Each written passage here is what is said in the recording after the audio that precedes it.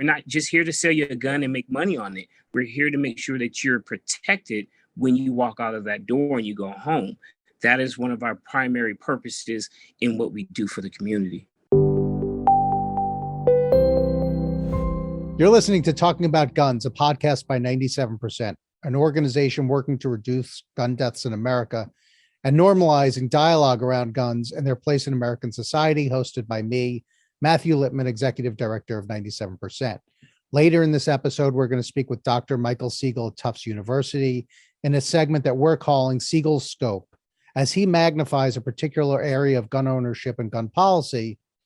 But first, before we get to that, around the country, gun sales have surged, especially among Black Americans and women who've chosen to arm themselves for the very first time, really due to concerns for their personal safety because of all that's gone on in the pandemic, the civil unrest that we've seen in the country, and a string of very high-profile mass shootings. So today we're going to speak with Jonathan and Geneva Solomon, a husband and wife team who own California's only Black-owned gun shop, Redstone Firearms, about their firsthand look at the diversification of the gun-owning community, as well as their commitment to putting firearm safety and education at the forefront of their business. Jonathan and Geneva Solomon, welcome to TAG. Thank you for having us. So let's start with Geneva. You know, I know that you had an experience that caused you to buy a firearm for the first time. So I'm hoping that you could tell us a little bit, as much as you want to, about that experience, and then a little bit about what it was like for you to go buy a firearm for the first time. Well, Jonathan is my forever husband, but prior to him, I had a prior marriage, very young, and got married, and it turned toxic. And during that divorce was when I decided that I was my own first responder. He became a bit aggressive with his words, and I started to feel a little bit uneasy. And so I decided, I picked up the phone, I called my dad, and I was like, what should I do? My dad tried to talk me out of it. Obviously, I didn't listen.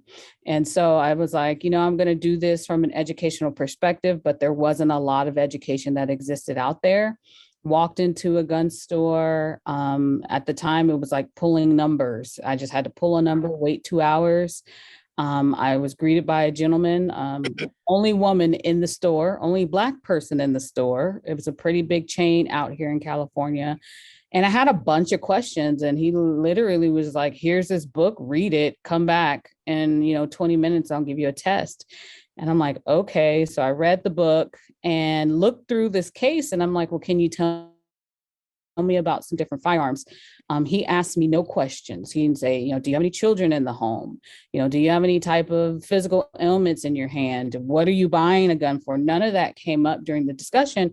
And so I literally looked in the case, saw this really big Black gun, and said, that's it. Like, we didn't talk about the fact that it had a safety, a decocker mechanism on it, nothing. And I spent $700 and something, walked out. And one of my very last questions to them was, do you know of any local trainers that I can pay? I don't care about the money. I was making great money at the time in my professional life. And I was told, no, I don't. So then did you go on and get training yourself? Outside? I did some research. I went to a few local gun ranges, walked into a range at the time, and I spent $150 an hour. And this is not even shooting. I spent $150 an hour just to get to know the firearm. And this is 14 years ago. And that is a big number to me, because our classes here at Redstone for a beginner 4-hour class is $135. And so there's a reasoning behind that. But had I been poor with no money, it probably would have been just me taking that gun home and not knowing anything about it. So I did find the training. And then by the time I met Jonathan, I had owned several firearms, but he just added to the training that I had already taken. And Jonathan, you came from law enforcement. So you were ready for— That's correct. That's correct. I did have some years in law enforcement in a variety of different, capacities, from school police all the way up to working auto theft. And then Geneva, you had corporate experience, right? You just alluded to that. Yeah. And then you decided that you were going to go into business together. You were already married when you decided to go into business together? Yes. Now the funny thing is our entire relationship as boyfriend, girlfriend, I hate that word as adults, but we courted each other over firearms. One of the very first things we talked about on our first date was firearms. Jonathan had looked at me and said, "Are you afraid of guns?" And I said, "No, I'm not. I know how to use them." And he was just like, "Are you kidding?" So Jonathan, yeah. So I just, first of all, if my wife is listening, I'd love to have a business with you. But in reality, how does it work for the two of you as a married couple to own a business together? How does that work? How does that dynamic work? It's fairly challenging at times. It does work well because she's primarily on the back end, so the website and things like that that you see, the sales and things like that, and I'm on the front end, so I run the staff on the front end, our day-to-day operations. So, Geneva, is that right? it is. We just have to find balance, and so we just took a couple days away and said, forget everybody, forget the kids, forget the dogs, forget our staff, and we just had to take that time away for the marriage and spend time together so that we can come back and continue to do the work that we do, because during the day we're business partners and at night we're parents and married. So then you decide somewhere along the line that there's probably not a lot of good gun training out there, right? And you decide that you're going to open your own business, which is not one that's common. How did you make that decision, and how did you know that you had a market? So I'll let Jonathan oh, answer how we got into it, because it wasn't that. So it was kind of a twofold type of deal. So having grew up with firearms in the home and training with my grandfather at the age of 5, started a competition shooting at 6. One of the experiences that we both had at this same chain store, not even knowing, was a horrible experience. So I started to do my research and the due diligence to try to figure out how we could go about opening our own store. And we became a home-based dealer first. And it was primarily for people that we knew, people that I worked with, people that I was in the service with. And that's kind of how it started. And then it grew and snowballed from there. And here we are now, almost 10 years later, with a brick and mortar and training facility and staff and everything else that Well, I will we have say in play. that it was quite funny when we decided to go on this journey. I have a degree in business law, and so I'm the business person, and I'm like, we're both passionate about firearms because we courted each other before we got married. We had a whole gun theme wedding. So this is before us even talking about having a firearm store.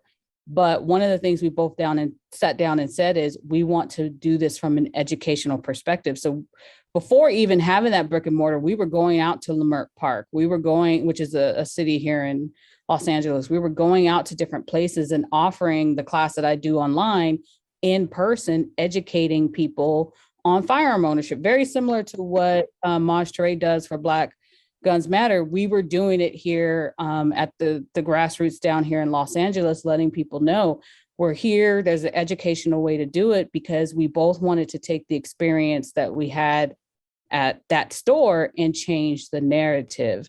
Yeah. And it wasn't until one day I was up at 1:00 in the morning and I Googled how many Black-owned gun stores are there in the United States.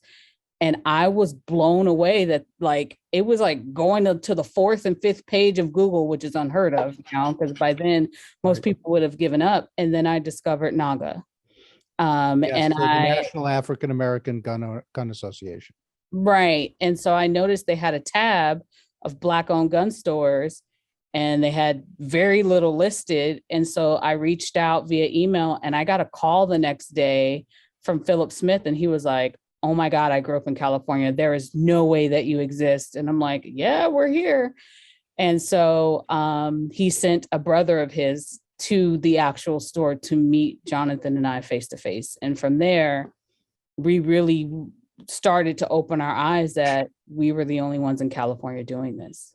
People are going to want to know, so I just have to ask this question. When you were dating, did you go to the range, and who shot better? Jonathan will always shoot better than me. He can shoot a happy face, but we went to the range a lot. We traveled with our guns and would go to Vegas and shoot at the range out there. Jonathan and Geneva, now with all of the new gun owners, so many millions of new gun owners, and especially women and especially Black people buying guns more than ever, right? Is there something different about the Redstone experience? First, how do people even know you exist? One, like you were saying about Google, you may go 5 pages down, but maybe not because you're so unique.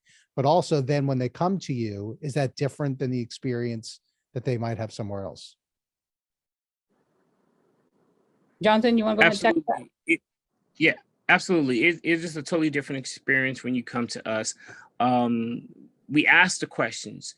We want to get to know you. We want to get to know why you need this weapon so we can make sure that you get the proper weapon. And then along with that, we want to make sure that you get educated on that weapon, the type of ammunition that you may use, why you don't want to use this ammunition versus using a different type of ammunition.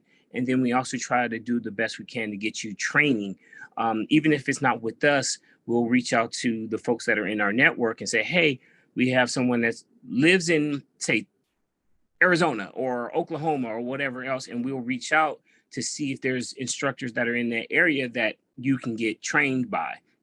We are almost a tourist destination of sorts when people come to California, because they'll come in from all over the world actually and visit with us and talk with us, and we kind of consult them and educate them on the gun laws, on the training, what you can and cannot do with your weapon.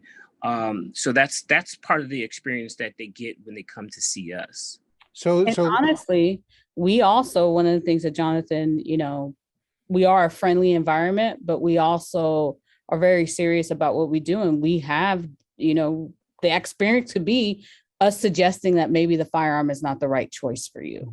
Because of certain things that a customer may say, oh, I just want to shoot, a warning shot. We have to educate. Can't do that. There's two choices. We've denied gun sales. I know Jonathan didn't say that, but people who have said some crazy ludicrous things in the store, we have ultimately said, you know what, we're not going to get involved in this transaction with you. How do they react to that if you say that?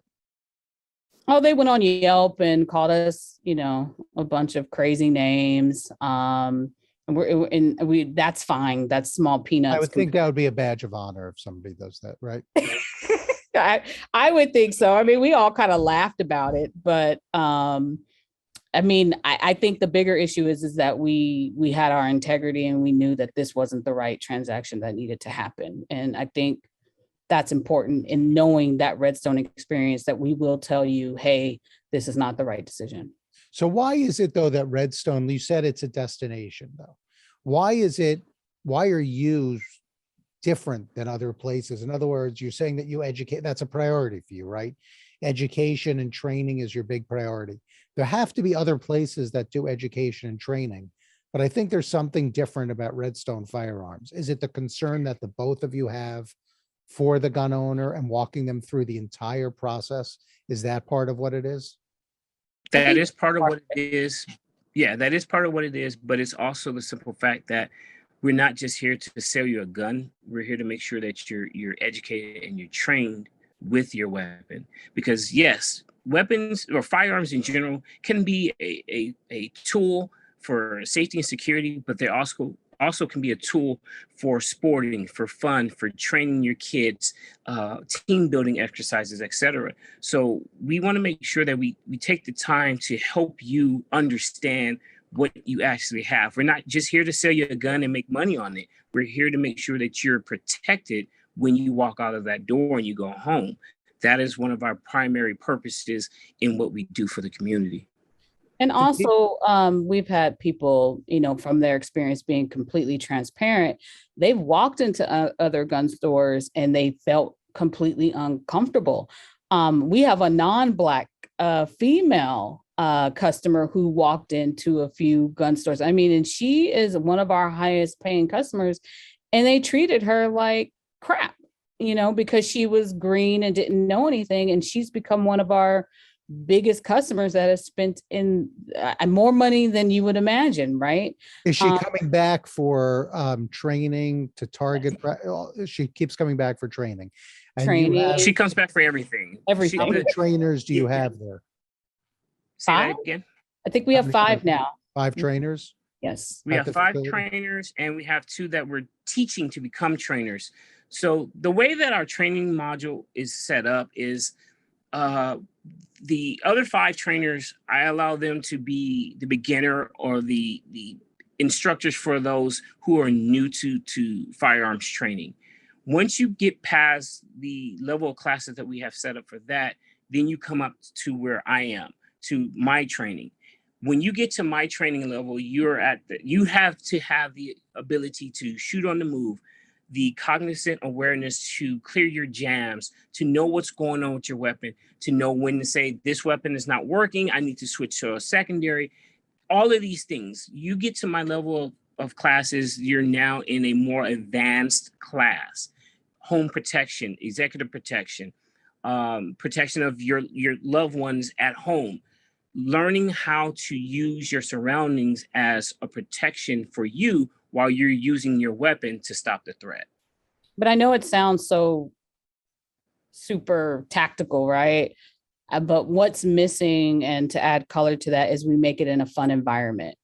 It feels good as a Black American to walk into a gun store and someone say, "Hey, Geneva, how you doing today? Hey, I know your daughter's graduating." Some of our customers sent us messages on Instagram. They got engaged. And these are people we never met prior to. They come in here, they're laughing, they're joking. We have customers that met at Redstone Firearms, and they now go out to the range and shoot together. So it's an environment of inclusivity. We're non-political, so you don't see, vote for this person, vote for that person. We are here about safe and responsible firearm ownership, and everything else is off the table. And I think Geneva, that's the difference. You've given me a neat segue, by the way. Thank you. You're professional. You've done this before. We're working on a responsible gun owner campaign as well with our friends at the National African American Gun Association, focused on safe use, storage, and care, and creating a hub online that people could go to, resources about that sort of thing. And I know you work on all that as well. You also help people clean their guns. You teach them how to clean their guns, right? What do you discuss with people about how to clean their guns? Can you give us a preview of that? So that's one of the classes that we teach. And Jonathan started teaching that. We've moved it over to another instructor here. But the first thing, the number one, is making sure your firearm is empty. We've had people who have sat down with instructors at their home that they found off Craigslist or something, and to discover that there was a round still in the chamber. And so we take safety first, breaking the firearm down, putting it back together, lubing it up. And then you get to the fundamentals of, why do you need to clean your gun? How often do you need to clean your gun?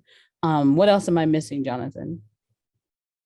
In that class? Care and maintenance of your weapon, especially if you carry concealed. Your weapon is going to incur a lot more dust and dirt than if it's sitting in your safe at home. So those are additional things that we cover in that class on how to care and maintain your weapon so it properly works when you need it to. I think the more important classes that we teach are when California makes things so difficult, like applying for a CCW. We have a class that will literally break it down so that you can understand what's being thrown at you. Can you, acronyms, not everyone's going to be familiar with the Sorry acronyms. about that. CCW, can you explain what that is for the A concealed carry weapons permit. So especially for people who live out of state, you hear a lot about constitutional carry. California does not have constitutional carry. California doesn't have a black and white process on concealed carry issuances. So it's different and varies from county to county. So we have a class that will teach you how to walk through that process. So it's not, so overwhelming that you just say, forget it. I'm going to do this the wrong way. So if we had to define the most important things about being the top 3 things about being a responsible gun owner, what would we say are the top 3 things about being a responsible gun owner? What do we need to do? Is storing the weapons safely one of them? What else do we have? That falls under education to me. Okay. Training. We have training. And what would you say, Jonathan, was the one I'm missing? So the audio skipped out. So I missed part of what you guys said, but just the top three things, Jonathan, about being a responsible gun owner, which is a lot of our folks, and obviously yours too. Right. So storage, properly storing your weapon when it's not on you or with you. Care and maintenance of your weapon, the education of your weapon, and training with your weapon. Right. Let's talk about that for 1 second, about that issue of proper storage of a weapon. It's horrifying how many stories you see about somebody not storing their weapon properly. As a matter of fact, I don't know if have you heard of Ethan's Law, which is a law that people are trying to pass federally to make sure that people store their weapons, because of course there's a kid named Ethan who picked up a gun at a friend's house, did not know it was loaded, it wasn't supposed to be. You can imagine what happens next, right? So what must gun owners do to prevent unauthorized access of their weapons? So one of the things that I do, and this is in my wheelhouse, when we go out to like SHOT Show, which is the biggest industry trade show out there for firearm dealers and distributors, I'm looking for those creative solutions to lock the firearm up.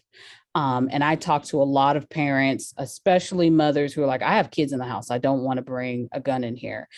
And so that's where I'm like, there are so many creative Department of Justice approved locking devices that exist now that you can lock your firearm up, but get to it rather quickly in the event of, and that's built into our Redstone curriculum. And I believe it should be expanded across, the United States, because I personally was 7 years old, spending the night at my uncle's house, and was roaming around and saw he had a loaded gun just on the side table. Gratefully, I didn't pick it up, but I think that is important, especially in educating the children about stop, don't touch, run away, tell an adult is also important. By the way, Jonathan, when you were 7, Jonathan was 6 already winning prizes for how to shoot a gun. But I didn't grow up. I grew up in a very anti-gun home, so we grew up with two different experiences. So what is your take on whether there should be a law about gun storage? Should we have a federal law? Do you have an opinion on whether we should do that? So honestly, as it sits now, we already have things in place for not only state, local, and federal for you to keep your weapon out of the hands of not only children, but prohibited persons. So again, when you buy a weapon, you get some type of trigger lock, a cable lock, a locking case. You get that when you purchase a weapon. So there's really no excuse at this point for anybody to have a weapon that is accessible to a prohibited person or a child. You are already supplied with the devices when you purchase your weapon. It is just, it comes down to that individual person using those tools to lock their weapon up properly. As a mother of 3 kids, how to do that? Do you show people how to lock up their weapon properly? You do that all the time. Absolutely. And we talk about it in our, it's talked about 4 or 5 times in our beginner class. That's 2 hours long. It's taught in our free firearms children's seminar, not only to children, but also the adults. And we talk about it, during our CCW class. We talk about it every facet of the process. But going back to your original question, is as a mother of 3 children, I am not against there being a federal law that the firearm should be locked up. I am not against that at all. I have to say, you're teaching people to be responsible gun owners, right? And that's really, you're probably reaching people, and you've alluded to this, Geneva, who are not being taught or reached for whatever reason, like you, dismissed when they're going into a gun store. And so there are a lot of people who are able to rely on you for something that you're filling a place in the market that nobody else is filling in your area, probably in your region. So I would just want to say thank you for that to both of you, to Jonathan and to Geneva. We appreciate what Redstone Firearms is doing. I'm going to ask you to tag somebody, which means that you're going to say a person who you think would be a good guest for our podcast in the future, because obviously you've enjoyed yourself so much. We want somebody else to have this great pleasure. I will say Chad King out of Detroit with Black Bottom Gun Club. If you have not talked to him, he does a lot of great work in the community. And he won the award at the National African American Gun Association. So I think he would be a great guest. Thank you. Jonathan, do you have somebody in mind? I would recommend Maj. He's a big proponent in the community about responsible gun ownership and how to maintain your weapons and the same thing that we do, but just on a totally different coast. He's on the East Coast. Perfect. Thank you. And I just want to give you a heads up. I'm coming to visit. So thank you both very much. We really appreciate taking your time and talking to us. And hopefully we'll talk to you soon. And I'll see you in person. All right. Thank you very much. Thank you. And now we're going to turn it over to Dr. Michael Siegel for a new segment we call Siegel's Scope. Dr. Siegel has published dozens and dozens of innovative studies examining gun ownership and gun policy during his time at Boston University's School of Public Health. He's now at Tufts University School of Medicine, where 97% of Dr. Siegel are working on a research project together, and we'll have those details in the months to come. In the meantime, pulling from his wealth of experience and data, Dr. Siegel will join us for segments where, just as with a scope, he magnifies what the natural eye cannot see. He'll unpack things like what actually works and doesn't work with respect to gun laws, the reality of assault weapons bans, gun culture myths, and what it would truly mean to treat gun violence as a public health crisis. Dr. Siegel, welcome to TAG. Thank you, Matt. I'm honored to be here on the first episode of Siegel Scope, a new feature on the Talking About Guns podcast. And for this first episode, I'd like to focus on gun culture and gun owners. And I'd like to start by trying to dispel 4 myths that are very commonly held about gun culture and gun owners. The first myth is that gun owners identify as gun owners. And it sounds like a common sense idea that, why shouldn't a gun owner identify as a gun owner? But it's a myth.